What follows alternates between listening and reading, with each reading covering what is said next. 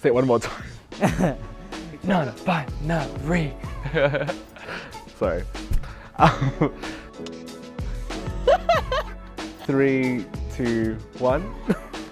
When we think of the word gender, a whole lot of images rush to mind. Most of us are taught the idea that people are born a boy or a girl. And we're expected to act a certain way based on what's between our legs. But that actually isn't true for everyone. It totally ignores the huge and amazing world of people who are trans and gender diverse. And that's what we're going to dive into in this series. Being trans, gender identity, and what it's all about. Welcome to Trans 101.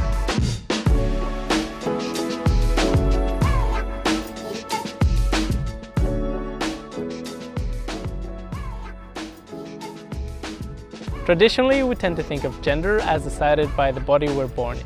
People are usually assigned female or male at birth. But bodies and gender are actually pretty separate things. Gender is basically part of someone's internal sense of self. It can be male, female, neither, a mix of both, or exist totally outside of that. A person's relationship with their gender can also change over time as well. The gender we're assigned at birth usually gets reinforced by the people around us over our lives. Hearing things like, be a man, or you're such a girl. it can feel like we're being told who we're supposed to be. Most people feel comfortable with the gender that they're assigned.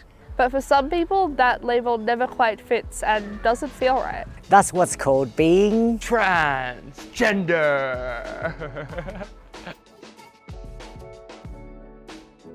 You've probably heard the term transgender or even gender diverse. That's when your gender doesn't entirely match the one you're assigned at birth. A lot of people use trans for short.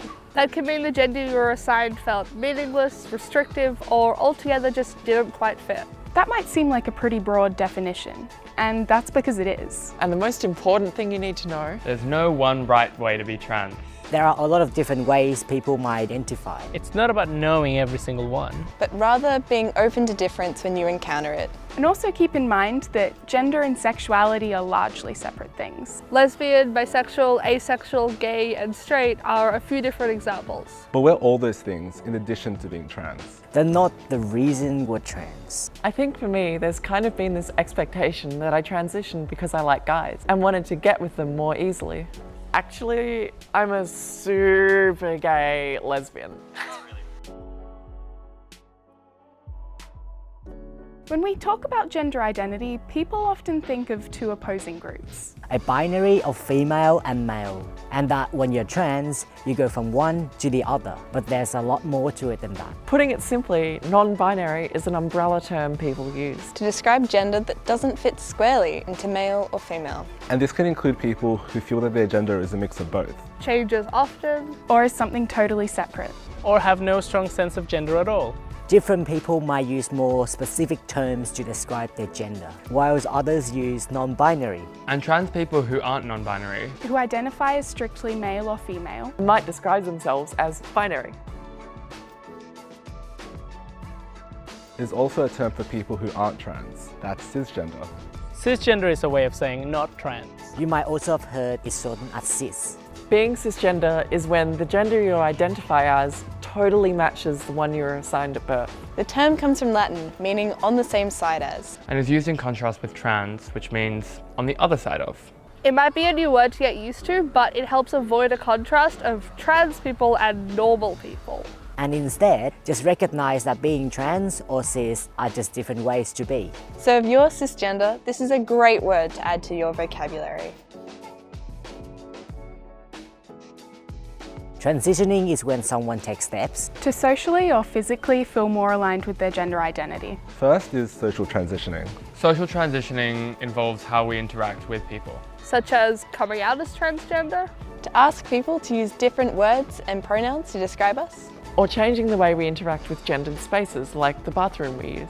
Physically transitioning often involves a person altering their appearance. To what feels right for them. Like clothes, makeup and hair. Or seeking medical support. which can involve hormones or surgery. Transitioning isn't about appealing to other people. Or necessarily trying to look like a cisgender person. It's about a trans person doing what feels right for them. And what that means for each person is different. It's also important to know that transitioning isn't instant.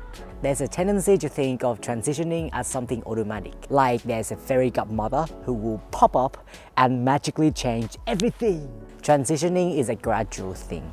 And everyone's different. No two people transition the same way. A trans person's identity isn't defined by the way they do or do not transition. So if someone doesn't feel transitioning is for them, that's totally cool too. Gender dysphoria is an intense discomfort a trans person may feel. About physical attributes or the way that they're gendered by others. Gender dysphoria can be on a social level, a physical level, or even a purely emotional level. Dysphoria can be really overwhelming sometimes. Having to live with a body or expression you're not comfortable with can really impact the way you're living. Trans people find different ways to alleviate dysphoria. And the positive impact that can have is enormous. Like transitioning, having dysphoria doesn't make someone more or less trans. And is not something all trans people experience. There will be a lot of new words. We often hear things like, that's grammatically incorrect. Is that a real word? Fine, you got us. We couldn't get any store-bought brand name words. So we have to go with garden grown, that's twice as nutritious. In reality, all language evolves at a community level. Every single word. For trans people, we're developing language that describes who we are. Because in the past, either a lot of the words haven't existed, Or those that have been created by people outside the trans community.